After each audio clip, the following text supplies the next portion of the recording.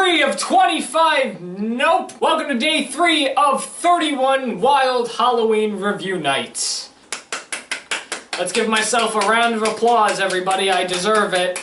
Not just because I keep screwing up on the title, but because this is the second time I'm making this video, and I still messed up on the title. I filmed the Wolfman review video this past weekend, and I guess I just never imported the footage. I must have imported a different Halloween review shoot instead, thinking that I've imported all the footage I need to. Whatever the case is, I can't find the footage, and I also can't just re-import it again because I was intelligent enough to wipe my whole camera to give myself more film space. So now, on top of all the work that I have to do today on this lovely Thursday afternoon, I need to refilm this so I make sure it gets out on time like it's supposed to. Progress! Yay. Anyway, you know the deal. We are discussing classic Universal monster films. So far we've talked about Dracula, we've talked about Frankenstein, and today we're continuing the conversation by taking a look at werewolves. This is the Wolfman.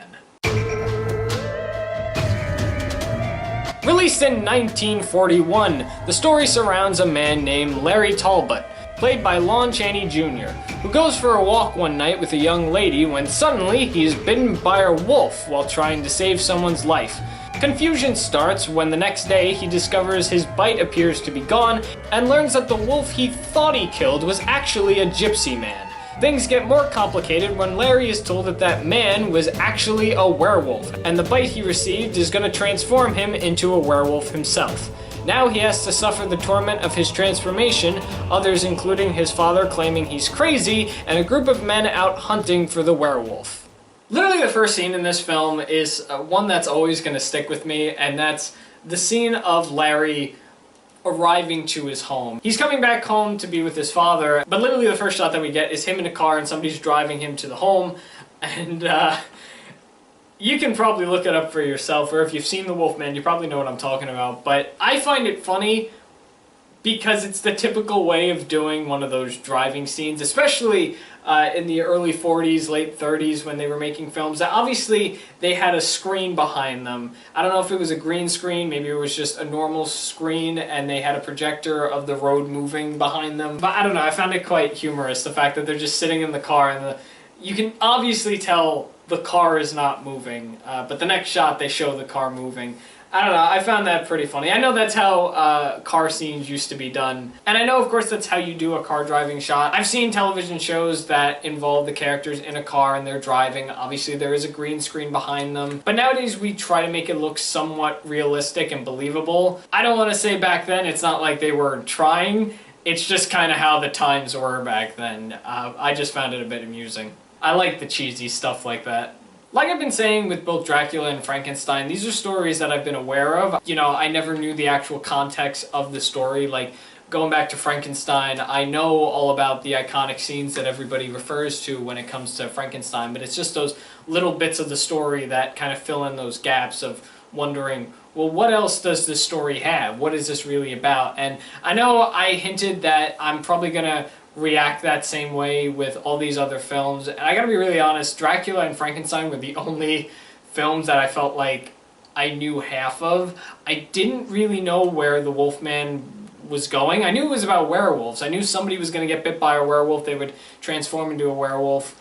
The next two films that I'm going to be discussing, I just never really knew their stories. Like, I knew the characters, I knew the monsters that they were focusing on, but I just didn't know the context of the stories, so in regards to my comment of I will know the story, just don't know the context of all of them, that stops here. I really enjoyed The Wolfman. I got into it, I liked it. The music was really good, I loved how it played into the scene as well. You have a scene with Larry looking over the guy who apparently he murdered, even though he thought he murdered a wolf, but he looks at the body of the guy he killed, who was the gypsy, who, by the way, is played by Bela Lugosi, who played Dracula in Dracula, which I found pretty cool. I know these films are connected and that these characters essentially exist in the same universe, but I find it really interesting that the actors from these movies will appear in these films but play different roles. But that scene where he's looking over the body, the orchestra music, kind of gets a little intense. There's a few times where the music gets intense. I thought, yeah, that's a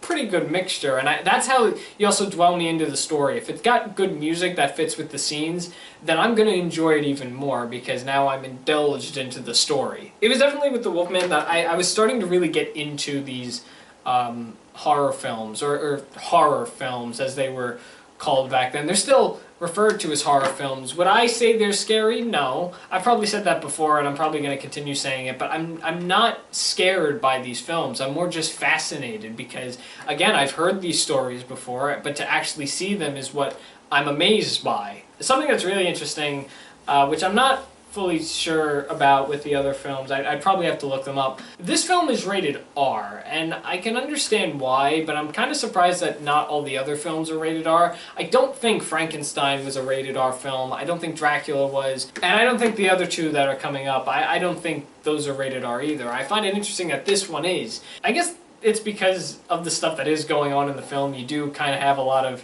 action and aggression in this film, which I guess I should jump at the ending, because I do have a lot of stuff I want to say about the ending that I really like. So big spoilers coming up. I'm talking about the ending now. I like the aggression and action in the film when it comes to like the final scene. So you have Larry, who's been transforming into a werewolf, which actually I guess I should talk about first before I jump to the ending. His transformation into the Wolfman, I gotta be really honest, I was hoping I'd see a little bit more. We only get a shot of his feet and legs kind of getting all hairy. I mean, we see his arms a little. It's really his legs where we see most of the stuff going on. His legs get extremely hairier, and then we focus on his feet, and we see the transformation really getting aggressive, and now he's got like big wolf feet. And then the next scene that we see him in is him lurking around the dark, foggy woods. And it's not even like they try to hide his face. You can clearly tell it's him, and we see his face at one point. So I know things were done very differently back then. This goes back to the car scene I just talked about. I think nowadays if that was done, you would want to hide that stuff and then do a reveal, especially if it is a horror film. That's one of the jump scares you could probably do. You just turn your face and you reveal to be this like wolf man creature. But the ending, which is not only really dark, but it's also something that I wish was in Dracula. If you remember when we were talking about Dracula, I was kind of a little disappointed by the way it ended. You had John and the doctor guy showing up at his castle, and Dracula's death was very, not pitiful, it was just like a bit disappointed, because he's just in his coffin and they stab him with the wood. And that's it. That's all you get in Dracula. You don't get a big epic fight with Dracula trying to bite John or the doctor. No, you just get him being stabbed to death. We don't even get to see the stabbing. We do, however, get something like that in this film. The love interest in this film is a young lady named Gwen, who's actually the fiance of a guy, I want to say his name is Charles. Oh, no! She's looking in the woods trying to find Larry because Larry's acting very suspicious, and that's because Larry has the ability to see who the next target of the Wolfman will be, and Gwen has that little star mark on her hand, and Larry starts freaking out because he knows he's going to attack her. So as much as he tells Gwen to stay away, she ends up going into the woods, and there's a big, I don't want to say jump scare, but there is a scene where Larry as the Wolfman just kind of jumps up. Larry's dad also is in that scene looking for his kid because he doesn't know what's going on. And this is where the dark ending kind of comes in. Larry's dad beats the living crap out of the Wolfman, who is Larry. And Larry dies. The transformation of Larry from a wolf back to his normal self takes place, and his dad is revealed that, oh, this creature was my son. And he just kind of sits there staring. And that's where it ends. There's no doubt this film ended pretty dark. I didn't see that coming. I didn't think they were going to go down that route. And they did. Everybody's dying at the end of their own film. In regards to the big attack scene, I guess the big climax of the film where everyone's kind of fighting the Wolfman, or fighting the Wolfman, you know, just kind of running away and screaming from him. To kind of relate to what I was saying about Dracula, I feel like something like that should have been in Dracula.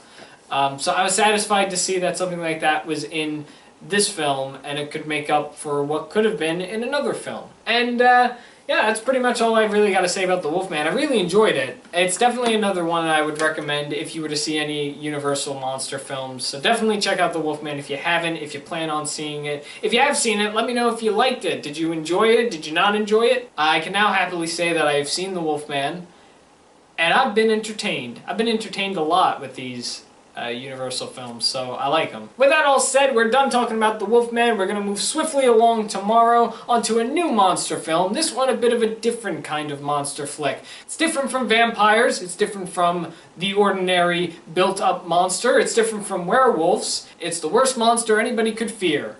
One you don't see coming. That's a little hint tomorrow, so come back if you want to know what I'm talking about in full. Thanks for watching The Wild Review. I'm The Wild Reviewer, and you just saw me review a thing.